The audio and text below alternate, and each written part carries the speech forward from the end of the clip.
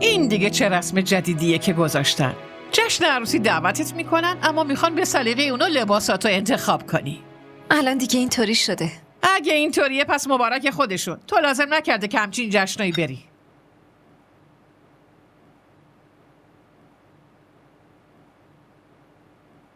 مام بزرگ، من بهش قول دادم، الان باید برم.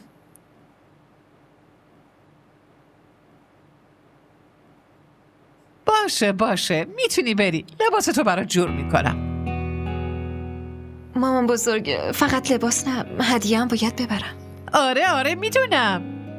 200 روپیه توی پاکت بذار و هدیه بده. مامان بزرگ، 200 تا؟ آره 200 روپیه. پیش مامان بزرگت که هستی درس و مدرسه هم تعطیلاره. پاشو گم شو پاشو. من از پیش مامان بزرگ جم نمیخورم. صبر منم حدی داره ها. با پشت دست میزنم تابیه بیرون. پاشو. وای دستم درد میکنه. آی دستم. مامان بزرگ بذار ببینم. آی دستم درد میکنه. برو اون گم شو. عمدن که این کارو نکرده. یه کاری بکن دیگه. چرا به من زور زدی؟ دستم خیلی درد میکنه. وای جلیل کجایی بدادم برس آی رسول. بیا ببین که دستم از جاش کندن. آی دستم خیلی درد میکنه. بیا بزنم چیکار کردی؟ من فقط رومی رو میشنوی تو؟ در واقع میخواست دست رومی رو از جاش بکنه. بازم چرا رومی؟ مگه چه مشکلی باش داری؟ اون حرفی که این زد و اگه شما میشنیدین مطمئنم که با پشت دست میزدین تو دهنش. آی من دارم میمیرم داداش جان. مامان جان خیلی درد میکنه. به خاطر تو مامان من داره اینطوری درد میکشه. واقعا نمیفهمم با چی کار کنم.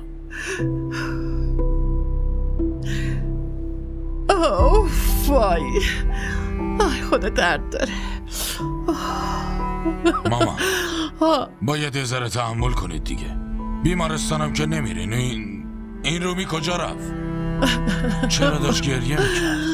منم اینجا دارم گریه میکنم. وای دستم. چه غلطی کردی؟ اول امضامو جعل کردی بعدشم کارنامه‌تو پنهون کردی. چه خبره؟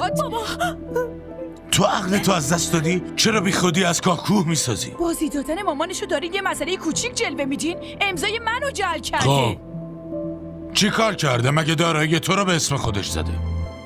بچه از تو این سن شر و شیطونی های خودشو داره. موضوعی به این بزرگی رو شیطونی میگی؟ یعنی به جای نصیحت کردنش دارین ازش طرفداری میکنین؟ من اینو چی کار میکنی؟ دیوونه شدی؟ کافیه دیگه. من همینطوریشم از اون روز پشیمونم که با تو ازدواج کردم. قسم میخورم که توی زندگی یه روزم با تو آرامش نداشتم. اگه دختر من به درس خوندن علاقه نداره پس من اجبارش نمیکنم.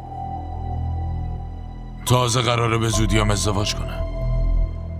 رسول من خیلی وقت بود که دوستم رو دست به سر میکردم، اما دیگه خیلی وقت منتظر گذاشتمش. تو برو تو اتاق دخترم، نبینم دیگه بهش چیزی بگی.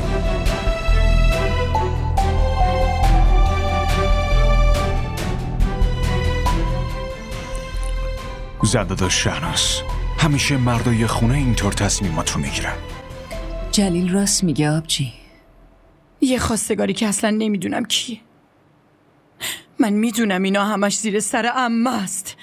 اون میدونه که من آرزو دارم بچه‌هام درسشون رو بخونن و خراب کردن آرزوام بزرگترین هدف زندگی اونه.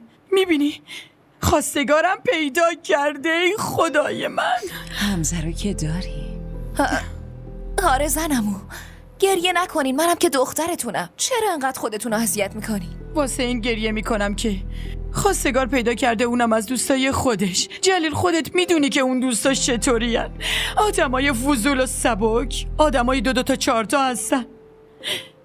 همه ی عمرمو با همچین شوهری گذروندم. الان فامیل جدیدم هم باید اینطوری باشه. ای خدای من. زنداداش شهناز، شما نگران نباشین، بذارین اونا بیان. تا اون وقت عصبانیت خانداداشم آروم میشه. باش حرف میزنم. همراه ما باشید و فراموش نکنید که سابسکرایب کنید تا بهترین سریال ها را با دوبله فارسی از تلویزیون دیدی تیوی تماشا کنید.